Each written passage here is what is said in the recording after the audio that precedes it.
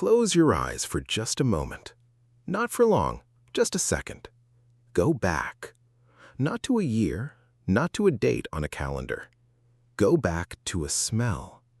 Maybe it was coffee, the real kind, the kind that announced itself to the entire house before a single light was turned on. Maybe it was bacon or biscuits, or something your mother pulled from the oven on a random Tuesday afternoon for no particular reason at all, except that she knew you'd be walking through that door soon, and she wanted you to smell it the moment you did. There was a room in every American home in the 1960s that was not just a room. It was the center of everything.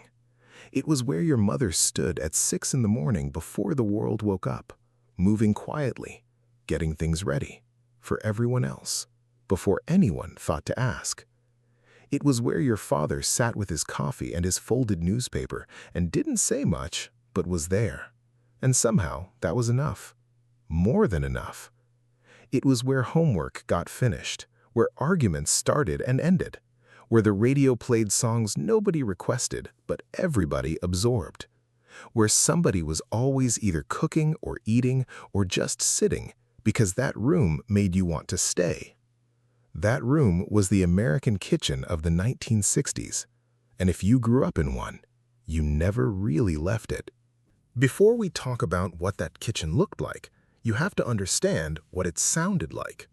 Because those sounds are still inside you, I promise they are. There was the percolator, not a drip machine, not a pod you drop in half asleep, not a button you press without thinking. A percolator. It sat right on the burner and it worked. You could hear it, that slow, rhythmic bubble, like the kitchen itself had a heartbeat, climbing and cycling and filling the whole house with something that said, "Morning is here, and things are going to be okay." The smell of that coffee hit you before you even reached the kitchen doorway, and somehow, even as a child, even if you didn't drink a drop of it, that smell meant safety. Then there was her. The sound of her moving through that kitchen. The particular clatter of the pot going back on the rack. The soft thud of the cabinet she always closed with her hip because her hands were full. The way the faucet had that one specific squeak that you'd recognize anywhere on earth in any decade for the rest of your life. She moved through that kitchen the way a musician moves through a song they've played 10,000 times, without thinking, without hesitating, every motion certain, every movement connected to the next. And the radio was always on. Not loud, never loud, just present. Sitting on the windowsill above the sink, playing something off the AM dial that nobody chose, but somehow always fit. Buddy Holly, Patsy Cline, something with strings that made a Tuesday morning feel significant. Outside that window, the neighborhood was doing its quiet, ordinary thing. A lawnmower 2 houses down, kids somewhere in the distance, a car starting, the world warming up. And then, the back door would open. You'd come in, drop your things, and before you even sat down, something was already moving in your direction. A glass of milk, a plate of something. She didn't look up. She didn't have to. She always knew when you were coming. She always had something ready. You never once asked how. You just accepted it the way children accept miracles, completely and without gratitude, because you didn't yet know that's what it was. Now, let's talk about the colors. Because the 1960s American kitchen had a palette that belonged to those years and only those years. And the moment you see it again, or someone describes it to you, something shifts. Something in your chest moves sideways in a way that has nothing to do with logic. Avocado green. You wouldn't choose it today. It's not in any magazine, no interior designer is recommending it, but in 1965, it was everywhere, and it was right. The refrigerator, the range, sometimes the countertops, sometimes the entire kitchen wrapped in this deep, earthy, warm shade of green that shouldn't have worked and absolutely did. It felt grounded. It felt solid. It felt like the kitchen was saying, "I am not a trend. I am not going anywhere. Come, eat, sit down." And then there was Harvest Gold. That warm amber yellow that showed up on everything from the stand mixer to the dish towels to the curtain trim. It was the color of a wheat field in September, The color of something that wasn't in a hurry. The color of a decade that genuinely believed sitting down together every evening was just how life worked, not a luxury, not something you scheduled, just life. The chrome-legged kitchen table. Cold chrome legs, formica top, speckled often in burgundy and cream, vinyl chairs with padded seats in red or yellow or that particular shade of turquoise that said 1962 without saying a single word. That table was not decorative. Nobody bought it to look at. That table worked every single day. It held breakfast and homework and birthday cakes and hard conversations and holiday dinners where 2 more chairs got squeezed in than there was technically room for. And the linoleum floor. A small pattern in rust and tan, maybe a little floral, worn soft in front of the sink and the stove, worn down by years of her standing there. That worn patch wasn't damage. It was a record, a physical record of how many hours she spent in that spot taking care of everyone else. And the wallpaper. There was always wallpaper. Roosters, cherries, a small geometric in copper and cream. You didn't analyze it. You didn't think about it. It was simply there, part of the room the way a face is part of a person. You'd know it was wrong if it was gone, even if you could never have described exactly what it was. Those colors were not chosen to impress anyone. They were chosen because they pushed back the gray of a winter morning, because they made a small room feel warm and purposeful, because they told every single person who walked in, something good is happening in here. Come closer. Here is where it gets personal. Because the appliances in a 1960s kitchen were not just tools. They were not interchangeable. They were not upgraded every 2 years because something newer came out. They were characters. Heavy, reliable, specific characters, and every one of them had a role to play. The Sunbeam Mixmaster.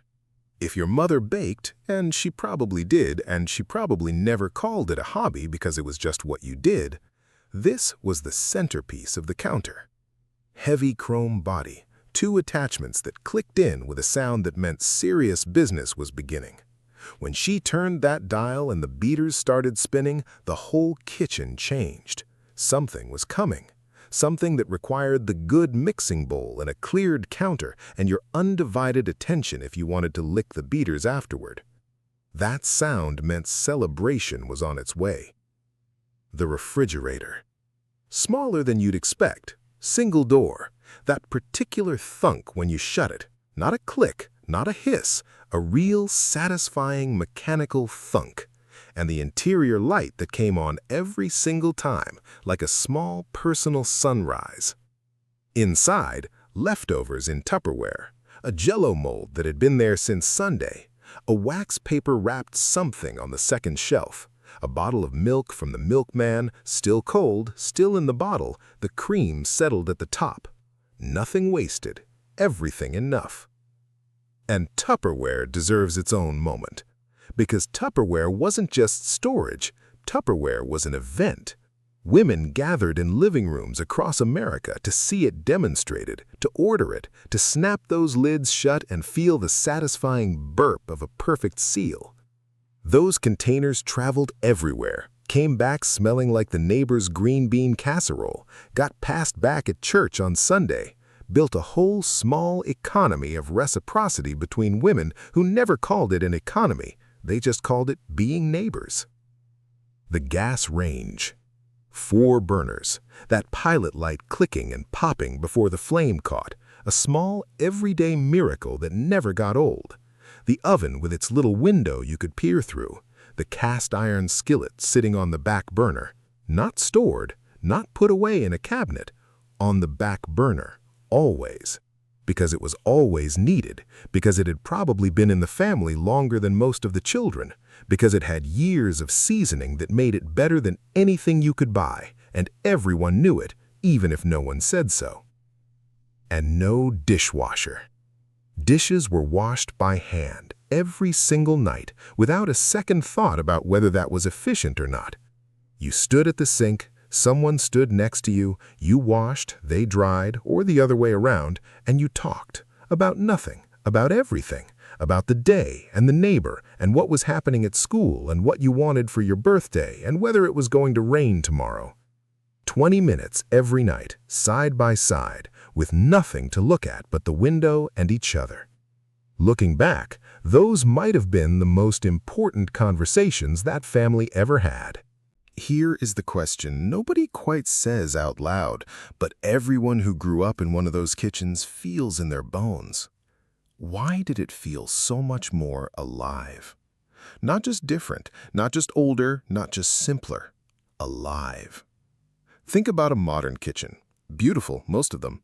Efficient. The countertops are pristine stone. The appliances are stainless steel and smart enough to make grocery lists. Everything matches. Everything is exactly where it should be. And sometimes, in the quiet of a Tuesday afternoon, it feels like a photograph of a kitchen rather than an actual one. But that 1960s kitchen? Everything in it was touched every single day. The flour canister always had a little flour on the outside of it. The dish towel was never folded perfectly. There was always one chair too many around that chrome table, and nobody minded. The counter had a worn spot, and the floor had a worn spot, and the cabinet door didn't quite close right, and none of it mattered because the room wasn't trying to be anything other than what it was. Used, loved, lived in. And there were no screens at that table. I want you to stop for a second and think about what that actually means. Every single person sitting at that table, every night, had nothing to look at except each other. That's it. No phone to check, no notification to glance at, no second conversation happening somewhere else in the world at the same time. Just the people in that room, the food in front of them, and whatever was worth saying. That kitchen was alive because the people in it were present. Completely, accidentally, unremarkably present, not because they were trying to be mindful or intentional or any word like that, simply because there was nowhere else to be. And she was the reason.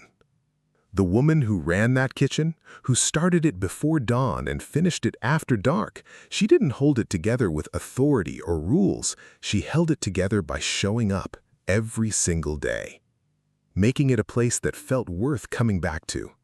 The kitchen was warm because she made it warm. It was alive because she was in it. And everyone who walked through that door felt it, even if they were 8 years old and couldn't have articulated it in a million years. Nobody announced it. There was no Last Supper at the chrome table that anyone recognized as the last one. No final Tuesday when the percolator made its last pot and everyone paused to notice. It just changed. Slowly, quietly, the way the most important things always end. Without warning, without ceremony, without giving you the chance to pay attention while there's still time. The television arrived first. Small, black and white. It sat on the counter like a guest who seemed temporary and then just never left. And dinner conversations got shorter because something else was talking now. Something louder and more confident and completely uninterested in how your day went. Then came the microwave. And with it, something subtle shifted in the whole rhythm of the evening. Dinner didn't have to happen at one moment anymore. Everyone could eat when it worked for them. And that seemed like progress. It seemed like freedom. But the thing about that single daily moment, when everyone had to be in the same room at the same time with nothing else to do, is that it was doing something nobody noticed until it was gone. It was keeping everyone together. And when that moment became optional, it quietly became rare. And when it became rare, it slowly became almost never. The kitchens kept getting bigger and more beautiful, and the families inside them got further apart. The chrome table that once sat 6 people close enough to hand each other the salt became an island with bar stools, each one facing slightly away from the others. The people who stood at those old stoves, who percolated coffee before the sun came up, who dried dishes by hand, who knew that kitchen like it was their native language. Most of them are gone now. And some of you watching this, You were there. You sat in those chrome chairs. You swung your legs because you were too small to reach the floor. You watched those hands move through that kitchen and you absorbed it all, every sound, every smell, every ordinary moment into some part of yourself that you can still access right now, just by closing your eyes. You didn't know it was something you'd spend the rest of your life missing. Nobody ever does. But here is what I need you to hold on to before this is over. That kitchen is not entirely gone. It lives in you. It has always lived in you. In the way you make your coffee in the morning and stand at the window for a moment before the day starts. In the recipe you still make from memory, not from a website, not from a screen, from memory, from your hands knowing what to do before your brain catches up. In the way you sometimes stand at your own kitchen sink and look out the window at nothing in particular and feel, for just a moment, like you are 7 years old again and the whole world fits inside one warm and imperfect room. The 1960s kitchen was not special because of the avocado green or the percolator or the Formica table. It was special because of the people who chose every single day to show up in it, to make it a place worth coming home to. That is not a thing that belonged to the 1960s. That is not a thing that got discontinued or upgraded or replaced. That is a choice, one you can make tonight. Put the phones somewhere else. Sit at the table, whatever table you have. Let the meal take as long as it takes. Talk about something that doesn't matter. Talk about something that matters enormously. Just be in the room together. That is all those old kitchens ever were. People in a room choosing each other every single ordinary day. And if you are lucky enough to still have someone who makes your kitchen feel the way those kitchens felt, tell them. Don't save it. Tell them tonight, while the coffee's still warm and the evening is still young, and there is still, right now, time. The heart of the home was never the room.